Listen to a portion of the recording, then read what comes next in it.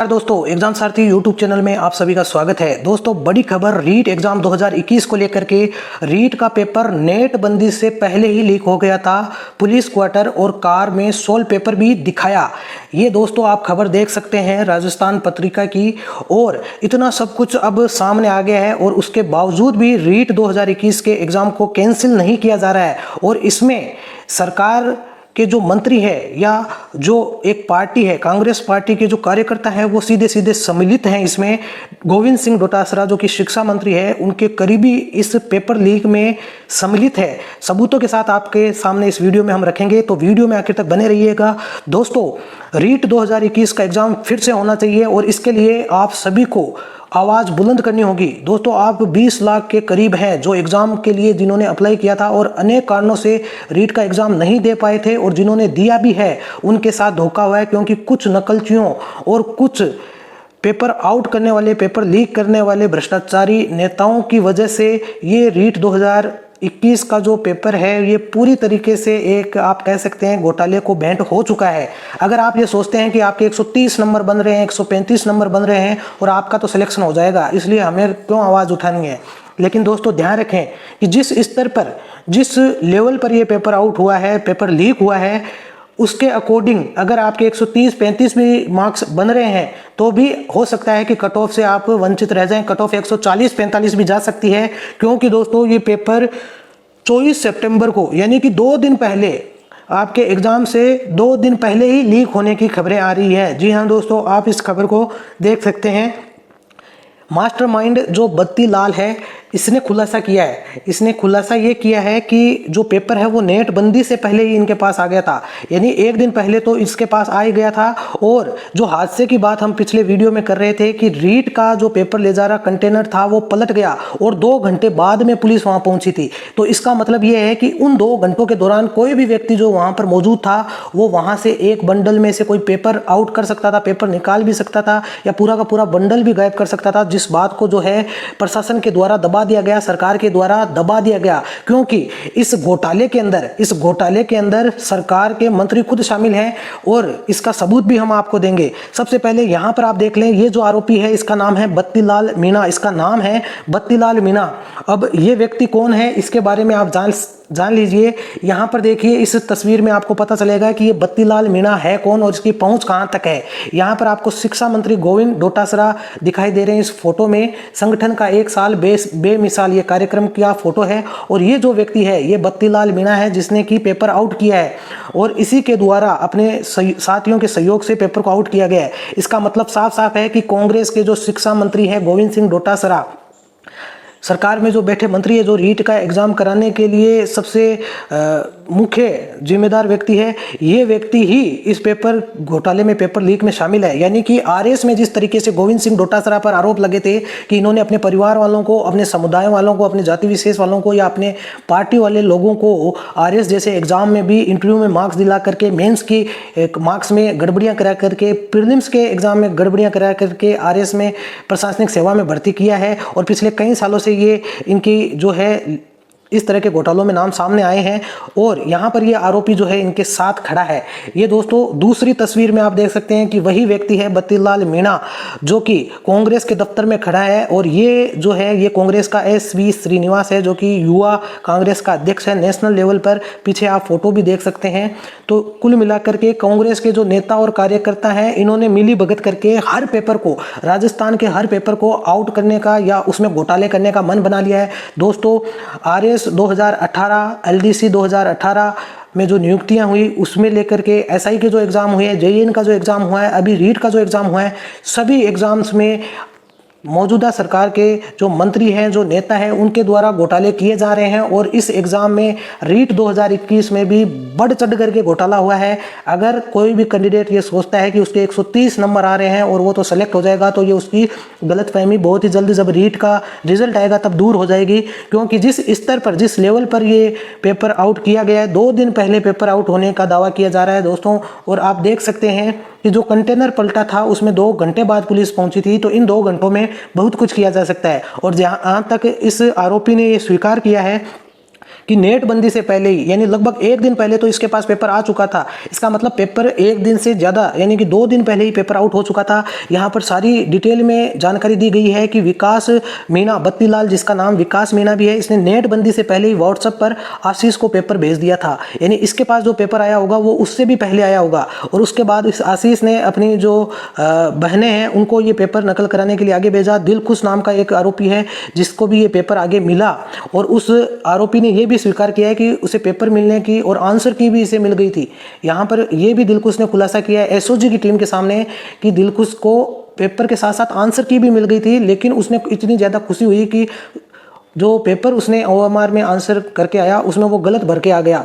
ये उसने खुद स्वीकार किया है। सवाई माधोपुर का ये रहने वाला है। तो इतना बड़ा खुलासा हो गया है, उसके बाद तो कोई गुंजाइश ही नहीं बची है कि रीट 2021 का एग्जाम जो है वो आगे कंटिन्यू किया जा सके। यहाँ पर देखिए दोस्तों, यहाँ पर जो आरोपी है हेड कांस्टेबल यदुवीर और देवेंद्र, इन्होंने बताया है कि 33 फोटोग्राफ इनके फ़ोन में पुलिस को बाकायदा मिले हैं और गाड़ी के नंबर भी जो हैं वो भी बताए गए हैं जिनमें बैठ करके इन्होंने अपनी बहनों को नकल कराई है। ये सारी चीज़ें यहाँ पर खुलासे हो चुके हैं। उसके बावजूद ये सरकार इतनी बेशरम हो चुकी है कि इन्होंने केवल एक सेंटर पर कार्रवाई की है कि 16 अक्टूबर को उनकी परीक्षा करा दी जाएगी 600 कैंडिडेट्स की, जबकि इतना बड़ा खुलासा होने के बाद तो इस रीट 2021 एग्जाम का कोई औचित्य ही नहीं रह जाता है। इसलिए दोस्तों ये सरकार कोई कार्रवाई नहीं करेगी। आपको सोशल मीडिया पर आवाज उठानी होगी, रीट एग्जाम रद्द करो के नाम से हैशटैग आपको चलाना होगा। दोस्तों अगर आप आवाज नहीं उठाओगे अपने अधिकारों के लिए तो फिर कोई आपके लिए आवाज नहीं उठाएगा। 15 से 20 लाख कैंडिडेट्स हैं और उनके परिवारों को अगर जोड़ा जाए तो लगभग 1 करोड़ लोग जब आवाज उठाएंगे तो इस सरकार को झुकना ही पड़ेगा। और ये जो पूरा पारदर्शिता के साथ सारे एग्जाम होने चाहिए, सारी भर्तियां होनी चाहिए। लेकिन इस बार का जो सरकार है, ये जो मंत्री आपको दिखाई दे रहा है गोविंद सिंह डोटासरा, ये खुलेआम जो है हर एक भर्ती में अपनी हस्तक्षेप के द्वारा अपने जो प्रियजन हैं उनको सरकारी नौकरी में नियुक्तियां दिला रहा है। तो इसके खिलाफ पूरी तरीके से एक आंदोलन छिड़ना चाहिए। लेकिन दोस्तों ऐसा है कि जो विपक्ष में बैठे लोग हैं उनसे भी इसके रिलेशन है, इसलिए विपक्ष के लोग आवाज़ नहीं उठाएंगे। वो उन्होंने पहले भी आवाज़ नहीं उठाई है, वो केवल पॉलिटिकल फ़ायदा अपना देखते हैं। आम जनता को सड़कों पर आना होगा, आम जनता को जो स्टूडेंट्स हैं उनको सड़कों पर आना होगा और इस गोविंद डोटासरा भ्रष्टाचारी के खिलाफ अब आंदोलन छेड़ना ही होगा। अगर आंदोलन आपने नहीं छेड़ा तो आप पढ़ते रहिए, तैयारी करते रहें। जब तक ये व्यक्ति सत्ता में बैठा है तब तक किसी का भी जो योग्य व्यक्ति हैं उनका नंबर नहीं आएगा। जो केवल नाथी के बाड़े में अपने कदम लेके जाएगा, नाथी के बाड़े में जो हाजिरी देगा, केवल उन्हीं का सिलेक्शन होना है। इसलिए कैंडिडेट्स को अब सड़कों पर उतरना होगा। 20 लाख कैंडिडेट्स कम नहीं होते हैं। अगर 20 लाख कैंडिडेट्स अपने अपने जिलों में, अपने अपने शहर में सड़कों पर अपने परिजनों के साथ उतर जाते हैं तो इस सरकार को झुकना ही पड़ेगा। इस सरकार की इतनी कोई बिसात नहीं है कि ये सरकार झुके नहीं। और सारे भर्तियों में RS 2018 से लेकर के अभी तक जितनी भी भर्तियां हुई हैं उन सबकी, 2018 के बाद जितनी भर्तियां हुई हैं उन सब की जाँच होनी चाहिए दोस्तों। इसको लेकर के सबको मैदान में आना होगा। और जो भी ये बेरोजगार संघ बने हुए हैं जो कि समय समय पर सरकारों से पैसा लेकर के समझौता कर लेते हैं और युवा बेरोजगारों के साथ धोखा करते हैं, ऐसे बेरोजगार संघों का बहिष्कार करना होगा। अगर वो सरकारों से समझौता करते हैं तो उनका पूर्ण बहिष्कार होना चाहिए और सभी भर्तियों की जांच होनी चाहिए 2018 से लेकर के अभी तक की। और उसके बाद अभी जितनी प्रक्रियाएं चल रही है, भर्ती प्रक्रियाएं, उनको रद्द कर करके दोबारा से शुरुआत करनी चाहिए। हर एग्जाम दोबारा होना चाहिए। अगर SI में बैठे कैंडिडेट्स और 9 लाख के आसपास जो कैंडिडेट्स SI के थे, JEN के कुछ कैंडिडेट्स थे 5 लाख के आसपास, 15 से 20 लाख कैंडिडेट्स रीट के हैं और आने वाले पटवारी के एग्जाम है और इन एग्जाम में भी ये सारा फर्जीवाड़ा होगा क्योंकि सरकार के मंत्री खुद सम्मिलित हैं इस घोटाले में। तो सभी बेरोजगारों को सड़कों पर निकलना होगा और एक आंदोलन छेड़ना होगा, जिसके बाद इन भर्तियों में पूर्ण पारदर्शिता के साथ ऑनलाइन एग्जाम कराने की मांग होनी चाहिए दोस्तों। और दूसरा, यहाँ पर भी आप देख सकते हैं कि न रीट कर्फ्यू काम आया न नेट बंदी। यहाँ पर भी आप देख लें पेपर लीक। हालांकि ये खबरें दैनिक भास्कर, राजस्थान पत्रिका छाप रहे हैं, लेकिन इनका भी मुंह सरकार के द्वारा बंद कराया जा रहा है। इन पर दबाव है कि आप इस तरह की खबरें ना छापें। पूरा का पूरा जो खबरें निकल के सामने आ रही है, साफ पता चल रहा है कि पेपर पूरी तरीके से आउट हुआ है, पूरी तरीके से इसमें भ्रष्टाचार हुआ है और इसके अंदर पूरी तरीके से जो है घोटाला हुआ है। तो ये सारी चीज़ें हुई हैं। इसके अलावा कई सेंटरों से ये, जैसे सीकर के प्रिंस सेंटर से ये खबर आई है कि वहाँ पर अभ्यर्थियों को बीच एग्जाम में ये कहा गया कि 20 मिनट ही रहे हैं, जबकि 1 घंटा पड़ा था। और 20 मिनट का जब उन्हें कहा गया, क्योंकि कोई तरह की वहाँ पर घड़ी नहीं थी, कोई भी वहाँ पर बेल नहीं बज रही थी, इसलिए अभ्यर्थियों को ये लगा कि 20 मिनट का समय है। तो उन्होंने जल्दी जल्दी ओएमआर भर दी। बाद में एक दूसरा शिक्षक आके वहाँ पर उन्होंने कहा कि अभी 30 से 40 मिनट पड़े हैं, तब जाकर अभ्यर्थियों के साथ धोखा हुआ और उन्होंने ओएमआर में जो गलत आंसर भर दिए उसकी भरपाई कौन करेगा। बहुत सारे कैंडिडेट्स जो एग्जाम नहीं दे पाए वो प्रशासन की लापरवाही की वजह से, वो भी आपने सब कुछ देखा पेपर में किस तरह की गड़बड़ियाँ अलग अलग सेंटर से आई। पूरे के पूरे सेंटर के जो संचालक हैं वो कई जगह पकड़े गए हैं और उनकी जैसे ही बहुत सारे लोग हैं जिन्होंने पेपर आउट किया है, हाईटेक नकल हुई है। ये सारी चीज़ें सामने आने के बाद अब कोई औचित्य रीट एग्जाम 2021 का नहीं रह जाता है।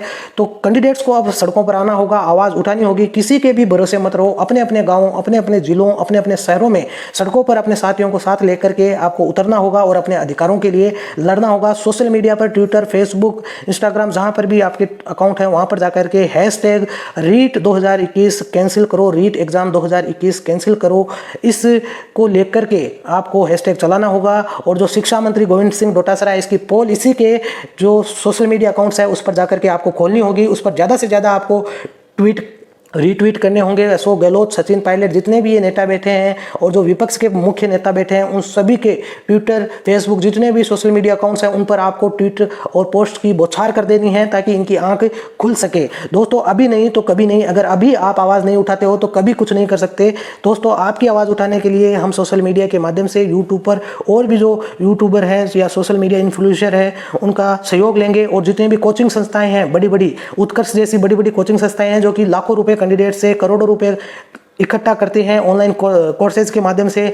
आपका सुभाष चारण सर हैं, ऐसे बहुत सारे हैं जो कि अपना अपना बिजनेस एक तरीके से चला रखा है, लेकिन वो स्टूडेंट्स के हक में आवाज़ नहीं उठाते क्योंकि उनका बिजनेस भी इन नेताओं की सांठ गांठ से चलता है। चाहे उत्कर्ष हो, चाहे सुभाष चारण हो या अन्य जो बहुत सारी कोचिंगें हैं ऑनलाइन ऑफलाइन, उन सब का सांठ गांठ चलता है इन मंत्रियों के साथ, इन नेताओं के साथ। तो वो आपकी आवाज़ नहीं उठाएंगे। आपको इस सड़कों पर आना होगा और इन कोचिंग्स वालों को भी आपको अपनी आवाज़ पहुँचानी होगी। अगर वो आपकी आवाज़ नहीं उठाते हैं तो इनका पूर्ण बहिष्कार करना होगा। इनके जो कोर्सेज परचेज करना आप बंद कर दो, इनके कोर्सेज का बहिष्कार कर दो, इनकी कोचिंग्स का बहिष्कार कर दो, क्योंकि इनकी मिली भगत के बिना ये सारी चीज़ें संभव नहीं है। और अगर आपकी आवाज़ ये नहीं उठा सकते हैं तो करोड़ों रुपए की कोचिंग्स में करोड़ों रुपए का ये जो फंड इकट्ठा करते हैं कैंडिडेट्स हैं ऑनलाइन माध्यम से जो कोर्स भेजते हैं, तब इनके पास अगर वो आवाज़ आपकी नहीं उठा सकते तो उनका क्या अर्थ रह जाता है कि वो आपके गुरु हैं। तो इस चीज़ को लेकर के भी अब आपको आंदोलन को तेज़ कर देना है।